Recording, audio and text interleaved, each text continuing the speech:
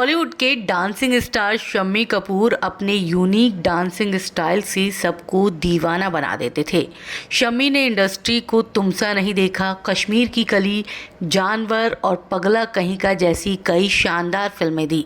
पढ़ाई छोड़कर junior artist और फिर हीरो बने शम्मी कपूर ने 1950 से लेकर 1970 तक तकरीबन 100 फिल्मों में काम किया। गीता बाली से परिवार को बिना बताए शादी की, क्योंकि गीता उनके पिता पृथ्वीराज कपूर और भाई राज कपूर की हीरोइन रह चुकी थी और वो उम्र में उनसे 1 साल बड़ी भी थी। 21 अक्टूबर 1931 को मुंबई में जन्मे शम्मी के पिता पृथ्वीराज कपूर फिल्म इंडस्ट्री के महान अभिनेता थे। शम्मी जब पैदा होने वाले थे तो पृथ्वीराज कपूर के घर बेचैनी का माहौल था। ऐसा इसलिए क्योंकि पृथ्वीराज कपूर और राम सरनी के बेटे राज कपूर के पैदा होने के बाद उनके 2 बच्चों की मौत पैदा होने के साथ ही हो गई, जिस वजह से शम्मी कपूर का जन्म हॉस्पिटल में हुआ। कपूर खानदान में ये पहला बच्चा था जिसका जन्म अस्पताल में हुआ था। उनके जन्म के बाद उनके छोटे भाई शशि कपूर पैदा हुए थे। शम्मी के जन्म के कुछ समय बाद पृथ्वीराज कपूर परिवार को लेकर कोलकाता चले गए थे, जहां वो 7-8 साल रहे। फिर 1944 में पृथ्वीराज कपूर एक बार फिर मुंबई वापस लौट गए और यहाँ उन्होंने पृथ्वी थिएटर की स्थापना की। तब तक शम्मी कपूर 13 साल के हो गए थे और पृथ्वी थिएटर के प्ले शकुंतला में वो भरत का रोल निभाते थे। इसी प्ले के कारण शम्मी कपूर का स्कूल छूट गया था। हिंदी सिनेमा के डांसिंग स्टार शम्मी कपूर, जिन्हें म्यूजिक से बेहद लगाव था, फिर चाहे वो भारतीय म्यूजिक हो या फिर वेस्टर्न म्यूजिक। नमस्कार, मैं हूं संध्या और आज हम बात करेंगे शम्मी कपूर के बारे में, जिन्होंने हिंदी सिनेमा को एक अलग तरीके से पेश किया। शम्मी कपूर भले ही पृथ्वीराज कपूर के बेटे थे, लेकिन जब उन्होंने पृथ्वी थिएटर ज्वाइन किया तो उन्हें असिस्टेंट के तौर पर रखा गया और पगार थी 50 रुपये महीना। दरअसल राज कपूर चाहते थे कि शम्मी कपूर छुट्टी लेकर प्ले की रिहर्सल करे, लेकिन स्कूल ने छुट्टी देने से मना कर दिया। राज कपूर शम्मी के स्कूल गए, जहां उनका प्रिंसिपल से जमकर झगड़ा हो गया। इसके बाद शम्मी उस स्कूल में नहीं पढ़े, उन्होंने दूसरे स्कूल में एडमिशन लिया। फिर कॉलेज में दाखिला हुआ तो शम्मी का मन पढ़ाई में नहीं लगा। एक दिन वो कॉलेज छोड़कर घर आ गए और पिताजी से कहा, सॉरी, मैंने कॉलेज छोड़ दिया। पृथ्वीराज कपूर बोले, कोई बात नहीं पुत्र, कल से थिएटर आ जा। अगले दिन शम्मी थिएटर पहुंचे, जहां उन्हें 50 रुपये की सैलरी पर काम पर रखा गया। यहां उन्होंने बतौर जूनियर आर्टिस्ट काम किया। बचपन में शम्मी ने क्लासिकल संगीत सीख लिया, लेकिन उन्हें वेस्टर्न म्यूज़िक ज़्यादा पसंद था। इससे उन्हें रूबरू कराने वाली अभिनेत्री नरगिस थी। दरअसल नरगिस जब राज कपूर के साथ फिल्म बरसात की शूटिंग कर रही थी तो शम्मी भी सेट पर मौजूद थे। एक दिन उन्होंने देखा कि नरगिस अपने मेकअप रूम में बैठी रो रही हैं। शम्मी कपूर ने उनसे पूछा तो नरगिस बोली, मैं राज कपूर की अगली फिल्म आवारा में काम करना चाहती हूँ, लेकिन मेरे घर वाले इसके लिए तैयार नहीं। तो मेरे लिए भगवान से प्रार्थना करो कि आवारा में मैं ही हीरोइन बनूं। शम्मी कपूर बोले, ठीक है, मैं भगवान से प्रार्थना करूंगा। फिर नरगिस बोली, अगर फिल्म आवारा मुझे मिली तो मैं तुम्हें किस दूंगी। बाद में नरगिस ही राज कपूर के हीरोइन बनी। फिल्म की शूटिंग पर शम्मी कपूर भी सेट पर मौजूद थे। नरगिस उन्हें देखकर घबरा गई और कहा, मैं तुम्हें किस नहीं करूंगी, और इतना कहकर वो वहां से भाग गई। शम्मी उनके पीछे गए तो नरगिस बोली, देखो तुम अब बच्चे नहीं रहे और किस के हिसाब से बड़े हो चुके हो, तुम कुछ और मांग लो। शम्मी बोले, मुझे किस नहीं, कुछ और चाहिए।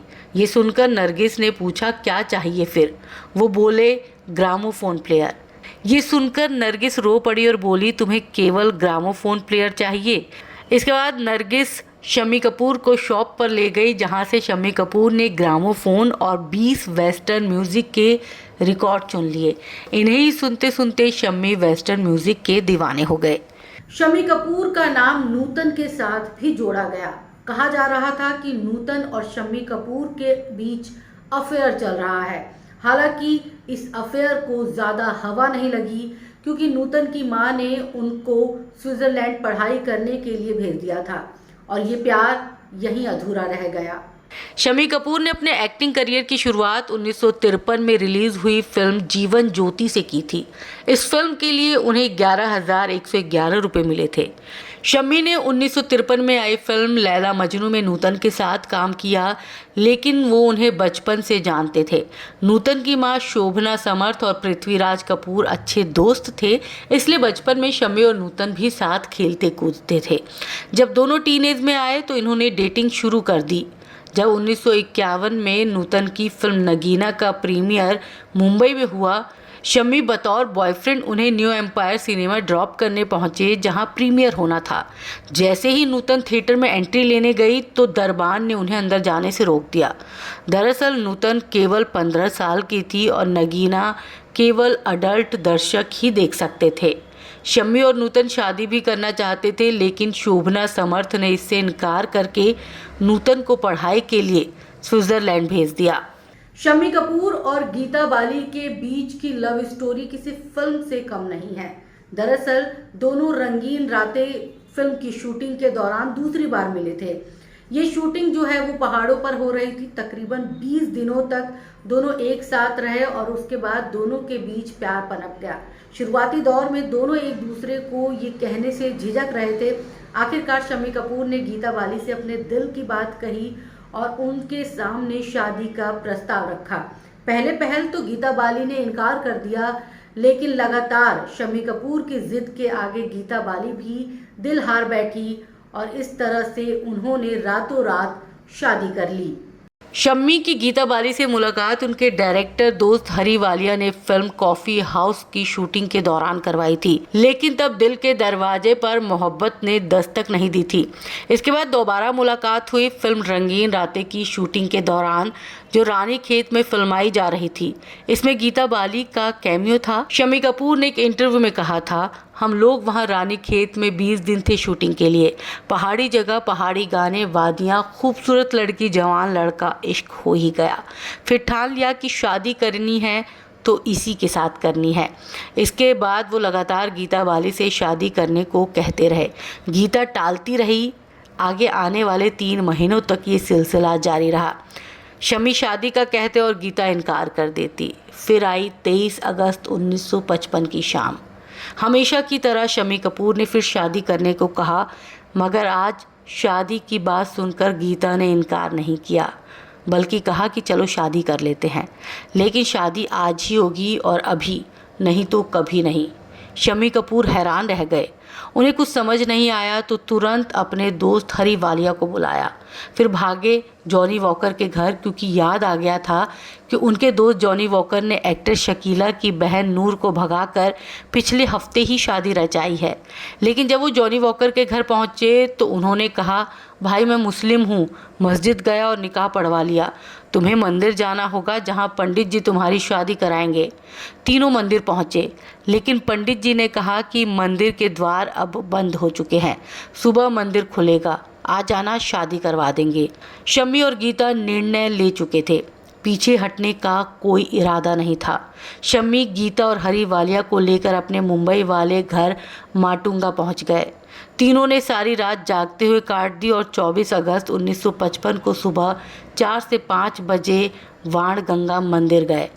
पुजारी ने मंदिर के पट खोले और शम्मी कपूर गीता बाली की शादी करवाई। जब बारी आई गीता की मांग भरने की तो सिंदूर नहीं होने पर गीता ने अपने पर्स से लिपस्टिक निकाली और उस लिपस्टिक से शम्मी ने गीता की मांग भरकर उन्हें अपनी जीवन संगनी बना लिया। साल 1964 आते आते गीता बाली बीमार रहने लगी। साल 1965 में गीता बाली का बीमारी के चलते निधन हो गया। शम्मी कपूर इस वक्त पूरी तरह से टूट गए थे।